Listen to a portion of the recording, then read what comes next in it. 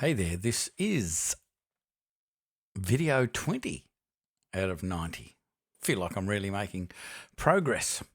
The purpose of these videos, if this is the first one you've seen out of 20, is that I just took up a challenge to create a bit of content on something that I wanted to learn at a deeper level every day for 7 days a week for 90 days in a row. So that's what I'm doing, and hopefully you can get some value out of it too. And if you do, love to connect with you and have a conversation through LinkedIn. We can join up, maybe even have an actual chat like people.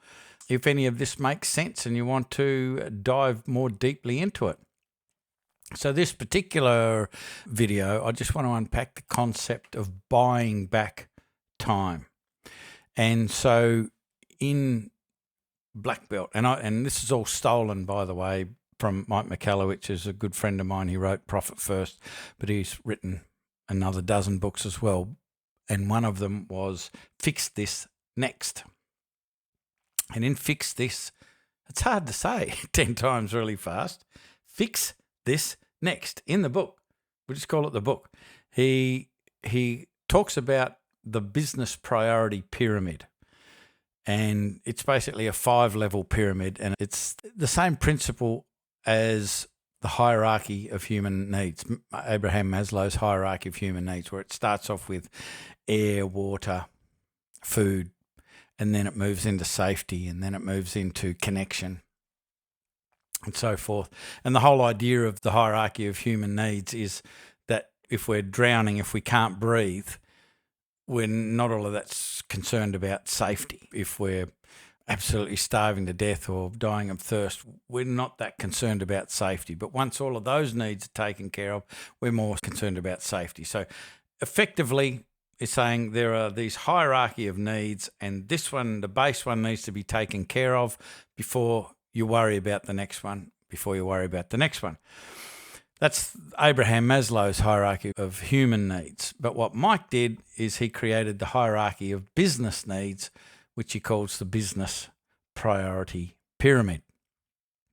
And at the bottom level, which replaces air and water or what have you, he talks about cash. So the creation of cash. Your business has to have the ability to create cash or income before you start worrying about profit. And it was really interesting because I first interviewed Mike on a podcast I had back in the day called Small Business Smart Solutions. And back then he would say, this is the most important business book. It's the most important thing you should read to help your business, to save your business. A number of books later, he's written a book called Fix This Next. And in that, he says, ever since I've been writing books, I always suggested that the one that I'd just written was the most important one until he got past Fix This Next. So he's written a few after that. But he says that Profit First isn't actually the first book that you should read.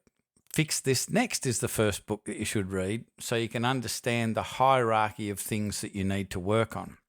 And so the very first base piece in his business priority pyramid is cash creation. So you've got to have a system that generates leads, that converts those leads into customers, so you have a flow of cash. And that needs to be happening to a certain extent before you worry about profit. So once you've got your systems and your processes to a reasonable level, it doesn't have to be perfect. And that's one of the things that I've learned through this is that we look at something that is broken in our business. If we look at our business as a series of links in a chain, we look at the weakest link. Actually, we don't do that, but I'll talk about that in another video. We look at that weakest link, and instead of just making it not the weakest link, we try and make it the strongest link. But what we really need to do to move forward more rapidly is to go, that is the weakest link. Let's make it not the weakest link. Put some more pressure on the business, on the chain, and see where the next weakest link is. So there's no point spending all of that time and effort making the weakest link the strongest link if you should be using that time and effort on the next thing. So you're just fixing this and you're using a process that Mike calls the compass. to figure out what to do next. So we're not chasing apparent problems where we've got a logical process to work through. Because generally the problem that you should be fixing in your business isn't even on your mind. Some other thing is pressing on you. It's creating urgency, screaming at you. And that's called an apparent problem. I love the way Mike positions this. And we run around chasing apparent problems. But the thing that really needs to be fixed to create a resilient business isn't being looked at. And so he's created the pyramid. So the first thing we need to do is look at cash creation, then profit protection, then buying back time, which, believe it or not, is the focus of this video. I knew I'd get there eventually.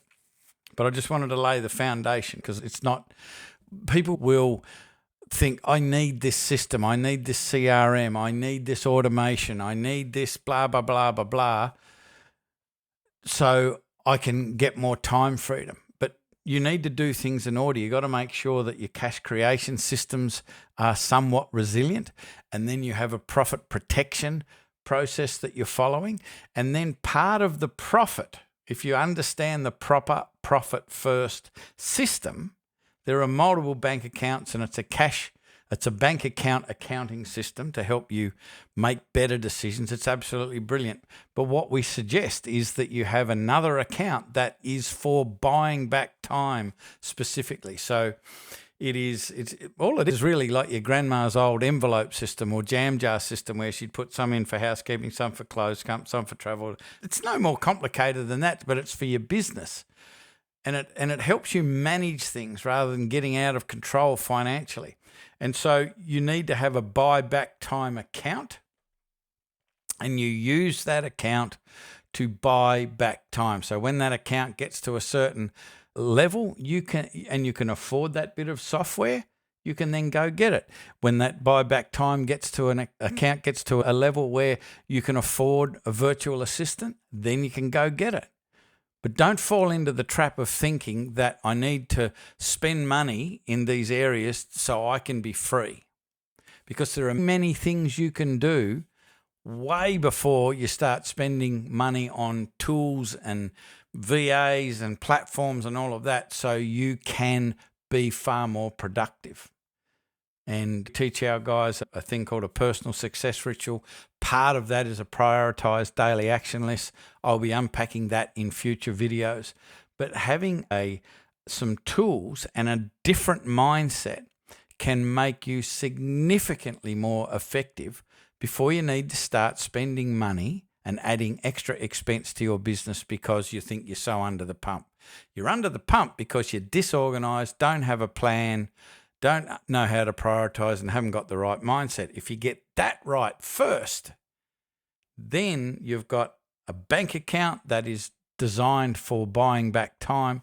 That is a much more sensible way to go about it, because there are tons of businesses that I know that spend a lot of money on platforms and VAs and outsourcing and all of this other stuff, employing more people in their business. Expenses are going up and up. And what's happening to the freedom of the business owner? It's not expanding. It's probably getting worse. So as they start to expand more and have more of these things that are meant to be buying back time, they end up spending far more time than they did at the start. So we've got to think about how we're going to buy back time and have a plan for it. And over the next however long that I'm doing these videos, so another 70 days by the look of it, hopefully I'll give you some suggestions on how you can become more effective. But buying back time is a process and it's a plan. Don't just start throwing money at it that you don't have to buy back time. Have a considered approach to it. Develop the cash to be able to do it, so you can open up another bank account. For instance, if you think that you need a subscription for a platform or a VA, and let's say it's going to cost you $1,000 a month for a VA, spend 6 months opening up a bank account and putting $1,000 into it to pay for a VA, and just notice what effect that extra $1,000 has on your business. Because, and that's a good example, using a VA for an example, that you won't get your own personal freedom back inside of 3 to 6 months of putting on a VA. It will take more time, training, getting systems out of your head, helping the VA build systems, coaching the VA to be able to use the systems and do things the way that they need to be done. That's going to add time. And so if you're going to throw the money at it, you're not going to get the time back immediately anyway. So I would suggest you open up a bank account, put that $1,000 a month aside or whatever it's going to cost you aside for 6 months and see what impact that has on your business. Because at least after that, when you get to that 6 months point, you'll go, well, I can afford the $1,000 or I can't afford the $1,000. If you can't afford it, at least it's there in a bank account and you can get yourself out of the financial shit. If you've spent it on a VA just on a knee-jerk reaction, not only are you going to lose that $1,000 a month for 6 months, but you're going to have more time needed for you to put in. So the whole thing doesn't make sense. But I hope this makes sense. If it makes sense, let me know. I'd love to hear what your thoughts are. Reach out to me through LinkedIn. Let's connect. Let's have a conversation. Let me know what you think about this. If it's helping, if it's not helping, if you think I'm talking shit, let me know that as well. Happy to enter in any sort of conversation about this. I find it fascinating. I'll see you in video 21. Bye for now.